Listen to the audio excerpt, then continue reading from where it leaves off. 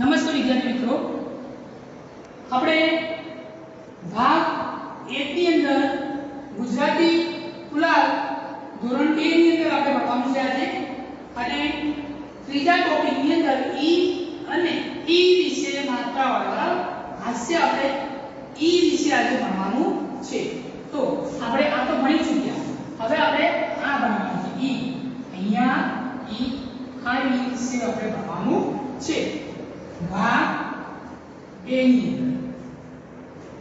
હવે આપણે ભાગ 2 ની અંદર ઈ તો પેલું રસવાઈ ઈ કરતું અને આ દીર્ઘાઈ ઈ આવે છે, બરોબર।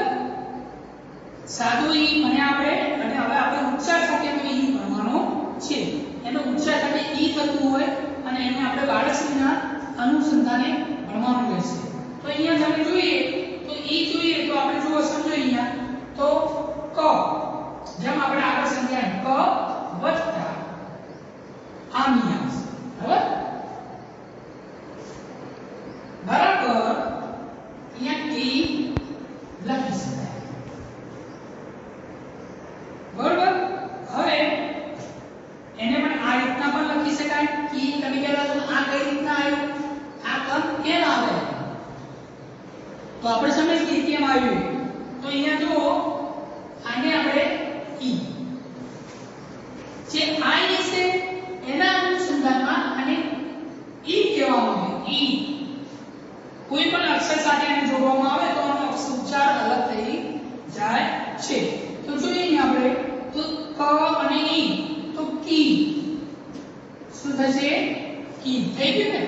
અહીંયા કી આપણે વાંચવામાં આવે, એવી રીતે આપણે અહીંયા ખ લખીએ તો જોઈએ ઘડિયાળનો ખ અને અહીંયા ઉચ્ચાર બરાબર ઈ લખ્યું, બરાબર શું અનુસાર છે કી, બરાબર। એવી રીતે ગ ગ ચ અને આગળ ઉમેરી આપણે લખી શકીએ છીએ। એની અંદર તમે જુઓ તો ઈ ની માત્રાની સમજવાનું છે, આપણે રસોઈ સમજ્યા, આગળ આપણે જો આ તેમાં ખાસ સમજવાનું તમારે રહેશે। અહીંયા ટોપિક જુઓ, પહેલા ખાસ આ સમજવાનું રહેશે તો તમારે ભૂલ થશે નહીં। જો કે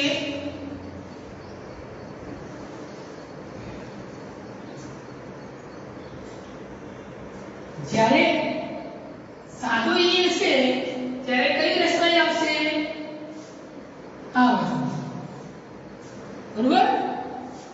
અને જ્યારે જે વણાકવાળો ઈ હશે ત્યારે આમ આવશે,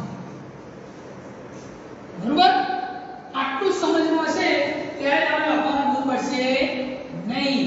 ધારો કે આપણે લખવામાં આવે તો પહેલા આપણે એમ કરીએ, પહેલા પુસ્તકમાં જોઈ લઈએ, આપણે પુસ્તક દ્વારા ધ્યાન મેળવી પછી આપણે પાઠ્યમાં જોઈશું આગળ, બરાબર। તો આની અંદર શું દરેક વિદ્યાર્થી પુસ્તકમાં ધ્યાન આપશે, સરસ રીતે સમજીશું।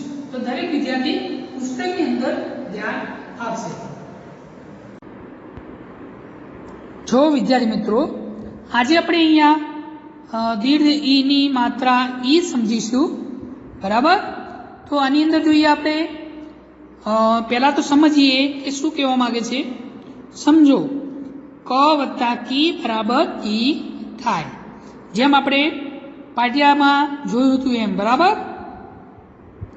તો આની અંદર જુઓ કે જુઓ વાંચો અને સમજો। તો જો દી પછી દીર્ઘઈ પ્લસ પ પ્લસ ક, તો અહીંયા શું બનશે દી પ ક, બરાબર। હવે એની બાજુમાં જોઈશું આપણે કી, કી અને ઈ। અહીંયા જો આ ઈ ભણ્યો આપણે, ઉચ્ચાર અહીંયા આવશે અને કી બનશે। તો અહીંયા બકરી લખવું તો આપણે કઈ રીતના લખીશું, તો જો અહીંયા બ પ્લસ ક પ્લસ ર પ્લસ કી રસવઈ આપણા દીર્ઘઈ, બરાબર। તો આની અંદર બ કરી એમ લખી શકાય। આ જે લાલ અક્ષર દેખાય છે આપણે ઓરેન્જ કલરના જે અક્ષરો, એ આપણને આ જે ટોપિકમાં ભણવાનું છે એ આપણને સૂચવે છે, એની પર ખાસ ધ્યાન આપવાનું રહેશે। અહીંયા જુઓ તો આપણે ખ, પછી ર અને હ. તો અહીંયા જુઓ ખ આપેલો છે એકલો, તો જુઓ પાછળ ઈ ગઈ તો ખી થઈ ગઈ, શબ્દ બદલાઈ ગયો ને. હવે ર તો એની પાછળ જો રીગઈ આપેલી તો રી થઈ ગયો. એવી રીતે હ તો હી, ચ તો ચી, ઘ તો ઘી, ન તો ની, લ તો લી, ગ અને તો ગી, એમ લખીએ કાંઈ. એવી રીતે આપણે અહીંયા શરીર શું સમજીશું?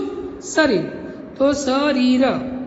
અહીંયા વીર, નીર, તીર, ખીર અને ગીર. તો આપણે દરેક શબ્દ બે વાર બોલીશું. કેટલી વાર? 2 વાર. તો અહીંયા આપણને સમજ આવી જશે. શરીર, શરીર.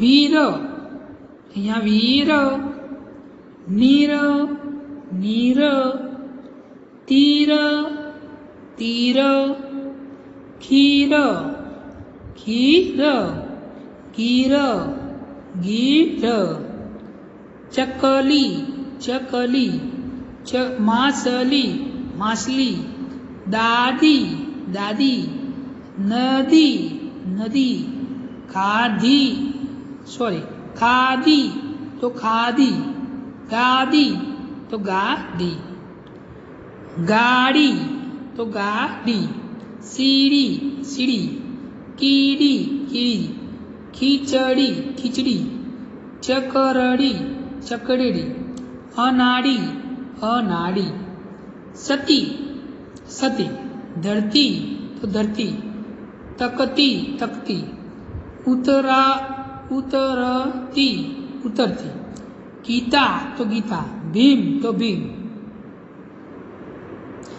જમીન તો જમીન, બરણી તો બરણી, પાણી તો પાણી, અહીંયા ખમીસ તો ખમીસ, ઈડલી, ઈડલી, ચાવી તો ચાવી, હાથી, હાથી, સીસી, સીસી, છત્રી તો છત્રી, મીણ તો મીણ લખાય, સીટી તો સીટી, લીટી તો અહીંયા લીટી વંચી લખાય. એવી રીતે અહીંયા જુઓ વાંચો. તો અહીંયા વાંચો આપણે અહીંયા તો શું લખેલું છે? કીડી ચાલતી હતી. જો અહીંયા કીડી ચાલે છે.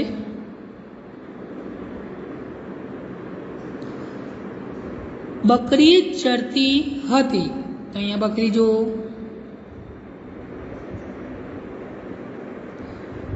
એની પાસે લખ્યું સીટી વાગતી હતી.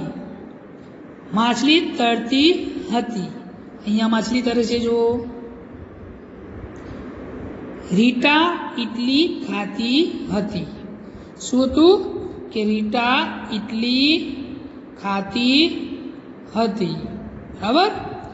અહીંયા આપણે સરસ મજાનું શબ્દો વાંચ્યા. ફરીથી આપણે એકવાર રિપીટ કરી દઈશું કે ફટાફટ, એટલે આપણને થોડો ખ્યાલ આવી જશે. ચલો. ઈ ઉચ્ચાર સાથેની ઈ માત્રાવાળી એટલે દીર્ઘાઈ અને દીર્ઘાઈ કહીશું. અહીંયા ક પ્લસ કી બરાબર કી વંચાય લખી શકાય. અહીંયા ક પ્લસ ઈ તો કી પણ લખી શકાય. અહીંયા જો આપણે લખવું હોય તો દ પ્લસ દીર્ઘાઈ પ્લસ પ પ્લસ ક દીપ ક. અહીંયા બકરી પણ એ રીતે લખી શકાય.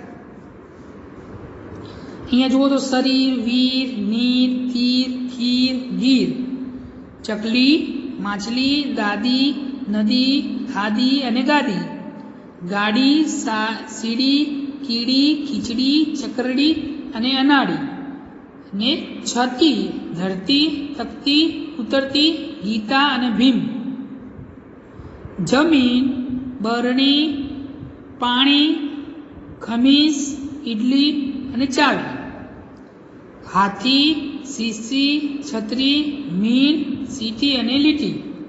જોયું અહીંયા? હવે આપણે અહીંયા નીચે વાંચી લઈશું. કીડી ચાલતી હતી, બકરી ચડતી હતી, સીટી વાગતી હતી, માછલી તરતી હતી અને રીતા ઇડલી ખાતી હતી. બરાબર. અહીંયા સરસ મજાના આપણા શબ્દો વિશે યોગ્ય રીતે ભણી ચૂક્યા. હવે આપણે ધ્યાન આપશું પાટિયામાં. બરાબર વિદ્યાર્થી મિત્રો, તમે પુસ્તકમાં જોયું છે, સરસ રીતે આપણે સમજ્યા. બરાબર, એક બાજુનો દીવો આપેલો છે દીપક અને બકરી. તો તમે જો બકરી કઈ રીતના લખશો આપણે, તો તમને ખ્યાલ આવી ગયો છે કે કઈ રીતના બકરી આપણે લખીશું, દીપક કઈ રીતના લખીશું. તો કઈ રીતના તમે જુઓ, અહીંયા પહેલા આપણે એક ઉદાહરણ લઈ લઈએ. આની અંદર જુઓ તો આપણે આગળ સમજીએ એમ. ચલો, બરાબર, દીપક લખો છે. તો અહીંયા શું લખીશું? ધ વત્તા દીર્ઘાઈ વત્તા પ વત્તા અને ક. તો તમે જો આની અંદર જોવા મળશે તમને દ પછી રસ્વાઈ આવશે દીપક. બરાબર, દીપક દીર્ઘાઈ પણ લખીએ એકાય, રસ્વાઈ પણ લખીએ એકાય. પણ આજે આપણે આ ઈ ભણવાનો છે, એટલા માટે આપણે ધીમે આમ કરીશું તો પણ ચાલશે. નકર આખી આમ લખવા જોઈએ તો આ ઈ આવે તો આપણે રસ્વાઈ કરી શકાય, ત્યારે દીપક સાચું વંચાય. તે આપણે જોઈ લઈએ. તો જુઓ, દ રસ દીર્ઘાઈ, અહીંયા દીપક પ અને ક.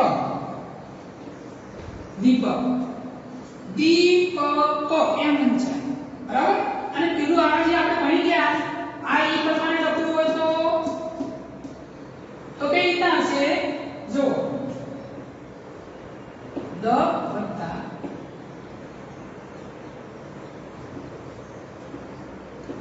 પ્લસ ક વત્તા ક. તો બરાબર કઈ રીતના લખાય? બરાબર, કઈ રીતના લખીશું આપણે? તો દીપક દ રસવાઈ પ અને ક. બરાબર, દીપક એ રીતના પણ લખી શકાય. બરાબર, હવે આપણે આની અંદર પુસ્તકમાં ભણ્યા અને પાઠ્યમાં પણ આપણે ભણી ચૂક્યા. આ બધું ભણ્યું છતાં આપણે લખવું ભૂલ કાર્ય તો કરવું પડે ને. એટલા માટે તમારે આની અંદર આ જે તમને મેં ભણાવ્યું અને જે શબ્દ લખેલા છે એ સારા અક્ષરે પુસ્તકની અંદર 29 પાન નંબર, બરાબર, અને આગળ પહેલા ધોરણ એટલે કે પહેલા જે ભાગનો હતો ને, અહીંયા બે ભાગ છે. જે એક ભાગ હતો એનું પણ પૂરું કાર્ય તમારે જે બાજુના પેજ પર 28 આપેલું છે ને એ ભાગ 1 કરીને 28 નંબરનું લખવાનું, અને 29 પાનનું હશે એ 2 નંબર ભાગ કરી અને ઈ સાથેના માત્રાની ઈ દીર્ઘાઈ કરી આ રીતના અને તમારે લખવાનું રહેશે. બધા જે શબ્દ આપેલા છે એ સરસ અક્ષર લખવાના રહેશે. અહીંયા આપણે જોઈએ ભાગ 2 અને ધોરણ 2 નો ભાગ 2 આપણે અહીંયા પૂર્ણ કરીએ છીએ.